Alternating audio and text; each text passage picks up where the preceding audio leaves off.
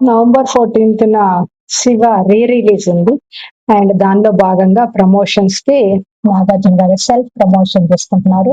Along with his wife Amala గారు కూడా stage మీదకి వచ్చారు. అండ్ దానిలో భాగంగా లైక్ ఆయన శివాలోని సాంగ్స్ ప్రజెంట్ చేస్తుంటారు. తనుజ కళ్యాణ్ ఒక pair and Demon Rithu obviously second పేరు. అండ్ ఇక్కడ పాపం ఆయనకి ఇమాన్యుయల్ కి దివ్యాన్ని ఇచ్చారు.